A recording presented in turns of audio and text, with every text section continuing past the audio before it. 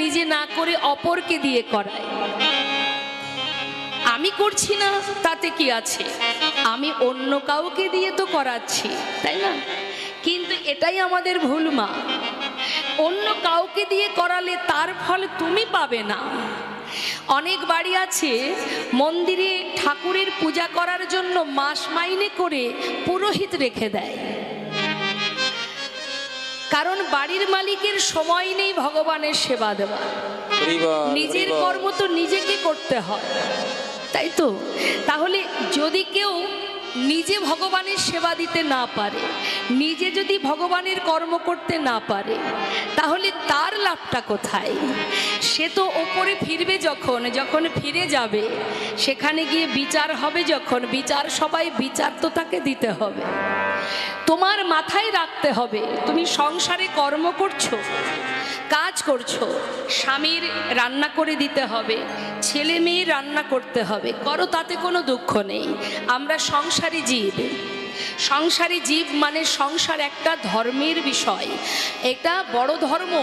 তাহলে ধর্মের মধ্যে আছি মানে সন্তানের প্রতি কর্ম, স্বামীর প্রতি কর্ম, মা বাবার শ্বশুর শাশুড়ির প্রতি কর্ম, এগুলোও কিন্তু ধর্ম।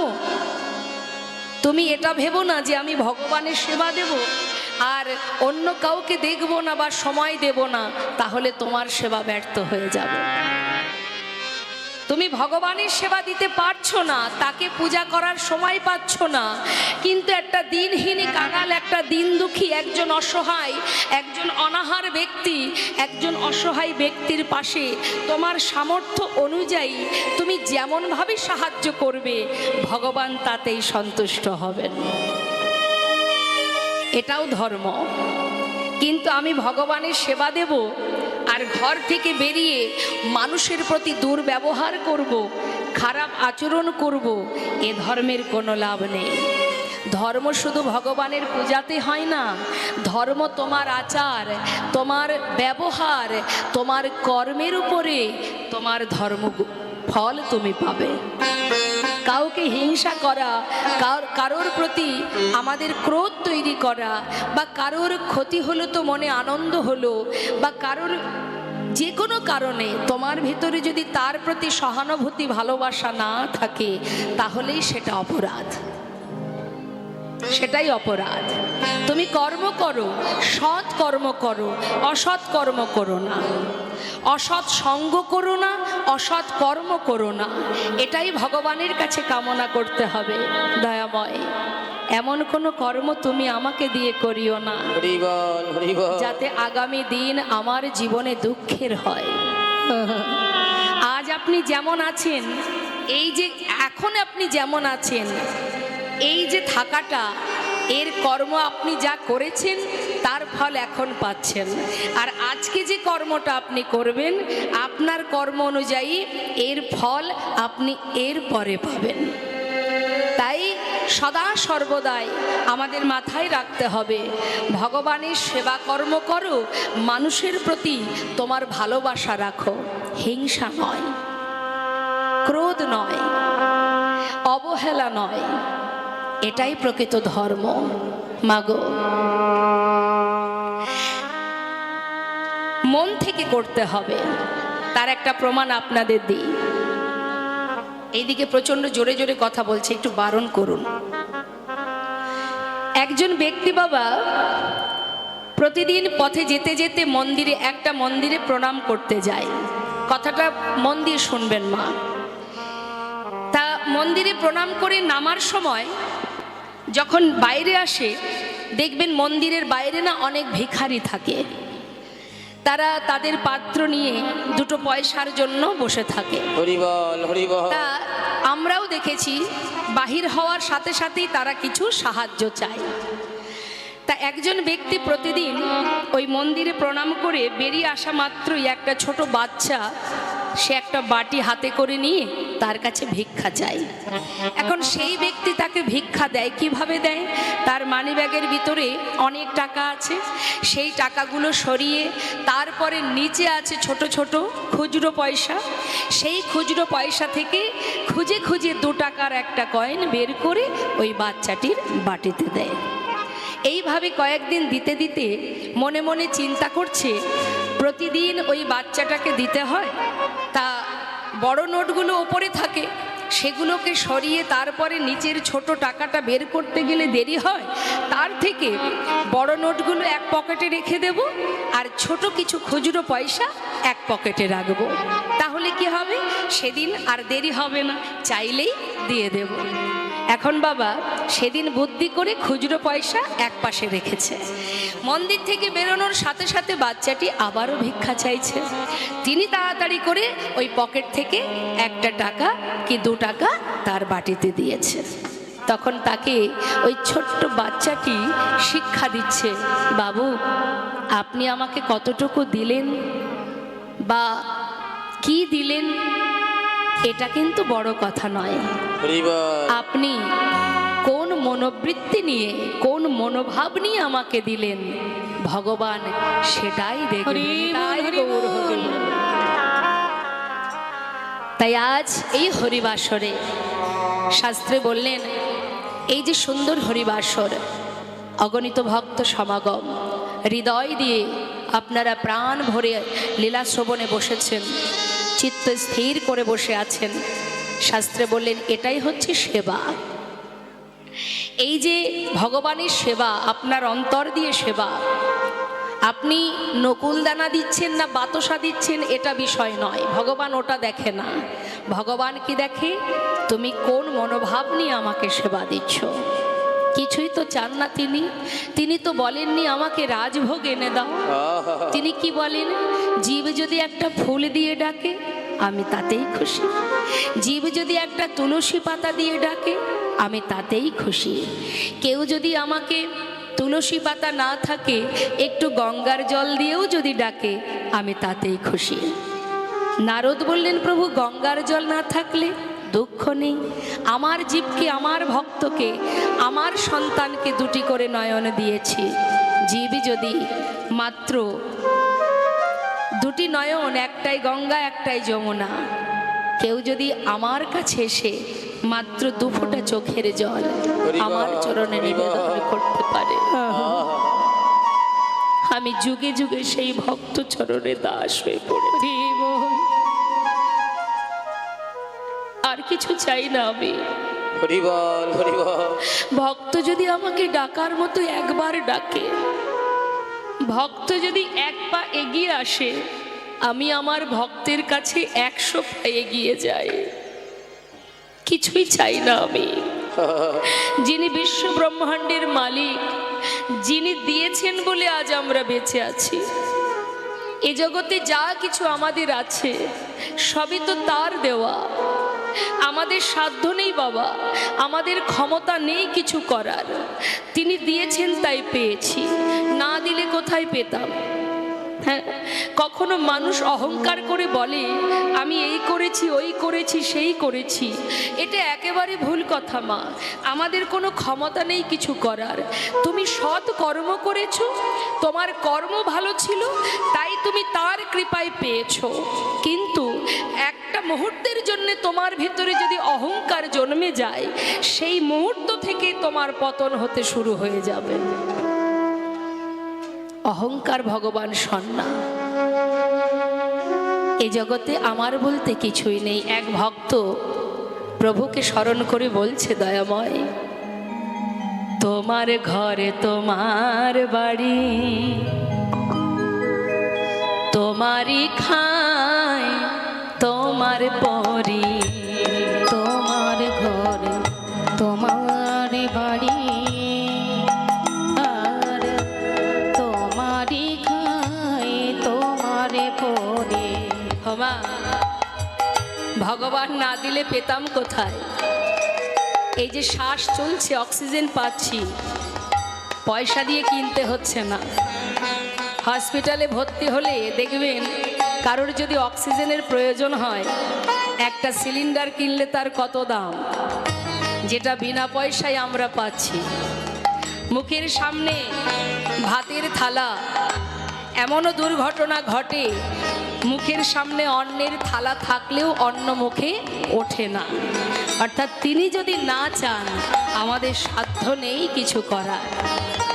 তাই প্রকৃত যে ভক্ত সে ভগবানের কাছে মনের কথা জানাচ্ছে, দয়াময় তোমার ঘরে তোমার বাড়ি তোমারই খায় তোমার পরি, তোমারই ঘর তোমার বাড়ি আমি তোমারই খাই তোমার পরি। তোমার দেশে ঘুরি ফিরি তোমার দেশে ঘুরি ফিরি তোমায় পাই না, হরি বলতে কেন নয়ন ঝরে না, ও নয়ন ঝরে না বলতে কেন নয়ন ঝরে না। তোমার টাকা তোমার করি শুধু আমার আমার করে মরি, তোমার টাকা তোমার করি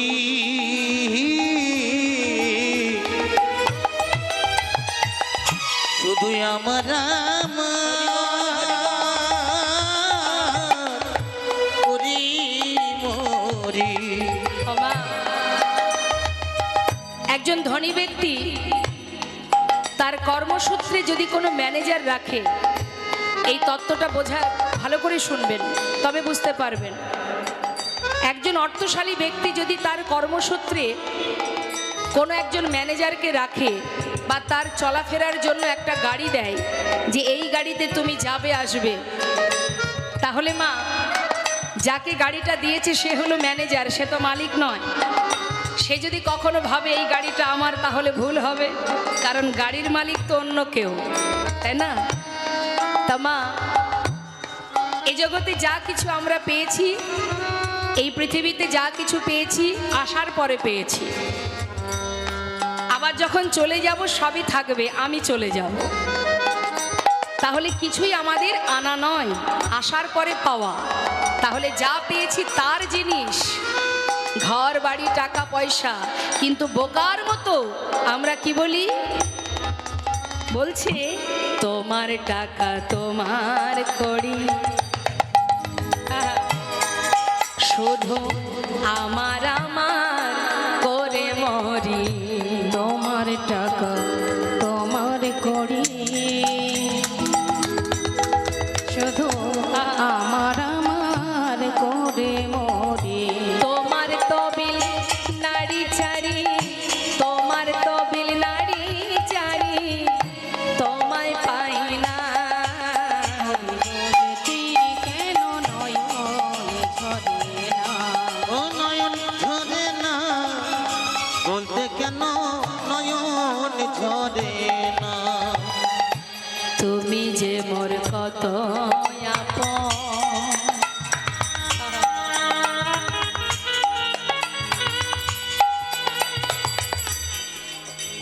যাদের করে আপন করে বসে আছি, সংসার আত্মীয় পরিজন, তারা তো দুদিনের আপন, কিন্তু যার কৃপায় আজও বেঁচে আছি, যিনি ধরাতে পাঠিয়েছেন, মনুষ্য কুলে জন্ম দিয়েছেন, তিনি যে আমার অনেক অনেক আপন, কিন্তু আমরা আমার আপনকে চিনতে পারি না। ভক্ত বলছে দয়াময় তুমি যে মোর কত আপন,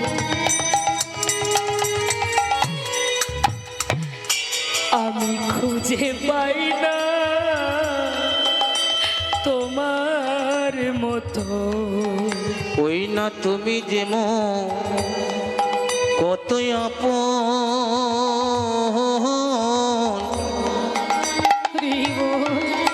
না না খুঁজে পাই না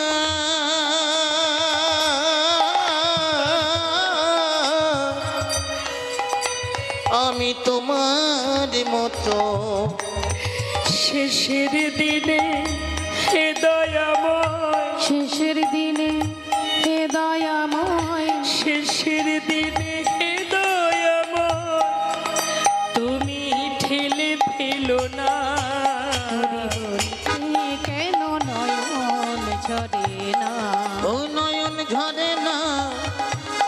বলতে কেন নয়ন ঝরে না, ও নয়ন ঝরে না, বলতে কেন নয়ন ঝরে না। আজ বৈষ্ণব মহাজন বললেন, দেখো করুণাময় আমার গৌর সুন্দর, আজ এই গৌর হরির যদি জীবের হৃদয় আকাশে উদয় হয়, মহাজন বললেন তার সমস্ত অন্ধকার দূরীভূত হয়। আর শুধু তাই নয়, এই জগতের আকাশের চাঁদ কখনো বা উদয় হয় পরিপূর্ণ দেখা যায়, কখনো আবার এই চাঁদকে অর্ধচন্দ্রে দেখা যায়, আবার কখনো দেখাই যায় না অমাবস্যা রাত্রে। কিন্তু গৌর চাঁদের যদি উদয় হয়, মহাজন বললেন সে যে উদিত দিন হি রাতিয়া, সে যে উদিত দিন হি রাতিয়া, সে যে উদিত দিন হি রাতিয়া, সে যে উদিত দিন হি রাতিয়া, সে যে দিন রজনী সমান উদয়, দিন রজনী সমান উদয়, দিন রজনী সমান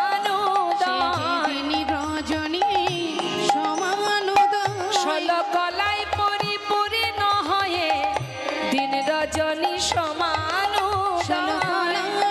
পরিপূর্ণ হয়ে পতিত জীবের বন্ধু হরি, দিন রজনী হরি বল হরি নাথ, কলি জীবের বন্ধু হরি, কলায় পরিপূর্ণ হয়ে, কলি জীবের বন্ধু হরি, কলায় পরিপূর্ণ হয়ে দিন রজনী সমান উদয়। আমরা জগতে পৃথিবীতে যে চাঁদ দেখতে পাই, এই চাঁদের সঙ্গে গৌর চাঁদেরকে তুলনা করা যায় বাবা? হরি বল, হরি বল। মাগো, আকাশের চাঁদ, এই চাঁদ যখন উদয় হয়, এই রাত্রিবেলা যে চাঁদ ওঠে, রাতের আকাশে চাঁদ উঠলে কি হয়? নদীতে জোয়ার আসে। আর কি হয়? দেখবেন শালুক ফুল ফোটে, যেটাকে অনেকে বলে শ্যাপলা ফুল, বা এর আরো ভালো নাম আছে কুমুদ ফুল। তা এই শালুক ফুল ফোটে কখন ফোটে? না, যখন আকাশে চাঁদের উদয় হয়। আর কি হয়? বললেন পৃথিবীর অন্ধকার দূরীভূত হয়। কিন্তু এই চাঁদ আর আমার গৌর চাঁদের পার্থক্য কোথায়? এই জগতের পৃথিবীর চাঁদ উঠলে নদীতে জোয়ার আসে, কিন্তু নদিয়ার চাঁদ গৌরহরি যখন কোনো হৃদয়ে আকাশে উদয় হয়, বা নবদ্বীপের মাঝে যখন নদিয়ার চাঁদ গৌরহরি এসেছেন, উদয় হয়েছেন আকাশে, নদিয়ার আকাশে, তখন কি হয়েছে না, কলিজীবের হৃদয় মাঝে কৃষ্ণ ভক্তি প্রেমের জোয়ার এসেছে। এটাই গৌর হরি হরি বল। প্রেমের বন্যা, প্রেমের জোয়ার এনেছে কলির ভগবান নদিয়ার চাঁদ। আর কি হয়েছে মা? এ জগতের চাঁদ উদয় হতে না হতে শাপলা ফুল বা শালুক ফুল ফুটেছে, কিন্তু সেই ফুল ভগবানের সেবায় লাগে? লাগে না। কিন্তু নদিয়ার চাঁদ আমার গৌরহরি, নদিয়ায় যে চাঁদের উদয়, অর্থাৎ কলিতে যে চাঁদের উদয়, আমার গৌর চাঁদের উদয় হওয়াতে এই কলিযুগে শাপলা ফুলের অভাব নেই মা। আছে কি বাবা? কলিযুগে পদে পদে জীবের, পদে পদে দোষ, পদে পদে কলিযুগে অপরাধের ভাগ বেশি। তাহলে পাপের ভাগ বেশি মানেই অপরাধী আছে। সব থেকে বড় প্রমাণ দিই, সব কথা বাদ দিলাম, জগাই মাধায়ের মতো শ্যাপলা ফুল ফুটিয়েছিলেন, এবং শুধু ফোটাননি, জগাই মাধাইকে ফুটিয়ে তুলে গোবিন্দ চরণে অর্পণ করেছে। হরি বল, হরি বল। তাহলে আমার গৌর চাঁদের উদয়ে কি হয়েছে? পাষণ্ড উদ্ধার হয়েছে, ভগবত কৃপা লাভ করেছে। আর এ জগতের যে চাঁদ, যে পৃথিবীর অন্ধকার দূরীভূত করে দেয়, কিন্তু তিনটি জায়গায় কিন্তু আকাশের চাঁদের আলো যায় না। যেমন মনে, বনে আর ঘরের কোণে। মনের ভিতরে আকাশের চাঁদ যেতে পারে, তার কিরণ।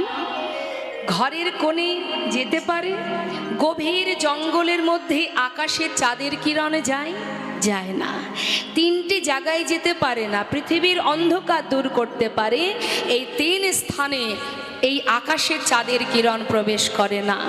শাস্ত্রে বললেন আর আমার গৌর চাঁদের উদয়ে, কলিজীবের হৃদয় আকাশে যখন উদয় হলো, হরিবল হরিবল, যে জন হা গৌর গৌর বলে কেঁদে উঠিল,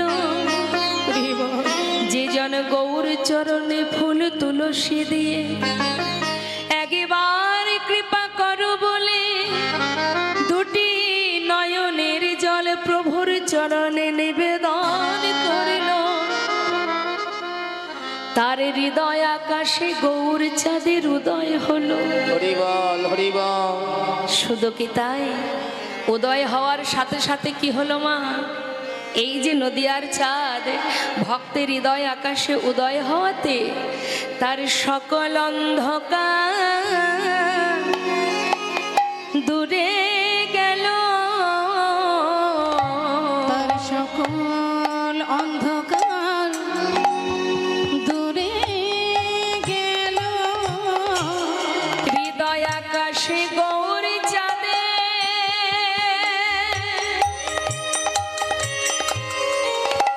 উদয় হয়ে জীবের সকল অন্ধকার দূরে গেল। এই হৃদয় আকাশে গৌর চাঁদের উদয় হয়ে দেখো তার সকল অন্ধকার দূরে গেল। নানা কোন অন্ধকার রইল না গো, সকল অন্ধকার দূরে গেল। নানা কোনো অন্ধকার রইল না গো, ওই গৌর কৃপা করো বলে তার সকল অন্ধকার দূরে গেল, গৌর কৃপা করো বলে তার সকল অন্ধকার দূরে যায়, ওই না গৌর কৃপা করে বলে সকল অন্ধকার দূরে যায়, একবার গৌর কৃপা করো বলে সকল অন্ধকার দূরে যায়, দেখো সকল অন্ধকার দূরে গেল। জীবের সমস্ত হৃদয় মাঝে যে কামনা বাসনা লোভ লালসা আছে, যে জন হৃদয় মাঝে গৌর চাঁদের উদয় করাতে পেরেছে তার ভিতরের যত কালিমা আছে সব দূরীভূত হয়ে গেছে। আজ আপনাদের এই মহতি হরিবাসরে এই যে আপনারা দিনের পর দিন পরিশ্রম করেছেন, কার জন্য করেছেন? ভগবানের সেবার জন্য। হরিবল। আপনি কতটুকু আয়োজন করেছেন সেটা বড় কথা নয়, বা আপনি কি আয়োজন করেছেন সেটা বড় কথা নয়, আপনি কোন মনে করেছেন এটাই বড় কথা। সমস্ত ভক্তরা দাঁড়ে দাঁড়ে ভিক্ষা করেছে, এই যে ভিক্ষায় যাওয়া কষ্ট কি হয়নি তাদের? অবশ্যই কষ্ট হয়েছে, তথাপিও এই বাচ্চা, এই এই তারা দিনের পর দিন সংসারের কর্ম ফেলে ভগবানের সেবা দেবে বলে, সাধুগুরু বৈষ্ণবের কৃপা পাবে বলে, তাদের চরণধুলি পাওয়ার আশায় দিনের পর দিন ভিক্ষার ঝুলি নিয়ে দাঁড়ে দাঁড়ে ভিক্ষা করেছে। সকলের দ্বারে গেছে, কত লাঞ্ছনা গঞ্জনা সয়েছে, কিঞ্চিত কিঞ্চিত করে এক করে আজ এই হরিবাসর। তাই ভিক্ষা করার সময় তাদের কষ্ট হলেও তারা মনে মনে ভেবেছে যে আমি তো গোবিন্দ সেবার জন্য ভিক্ষা করছি, তুমি কি কতটুকু করেছো সেটা বড় কথা নয়, এটা মনের মধ্যে আমাদের আনন্দ রাখতে হবে। কষ্ট হচ্ছে, হোক কষ্ট, তবু তো আমি আমার প্রভুর জন্য করছি। তা এই যে আয়োজন করাটা, এটাই হচ্ছে শুদ্ধ এবং পবিত্রতা মনোভাব। অনেকে আছে দেখবেন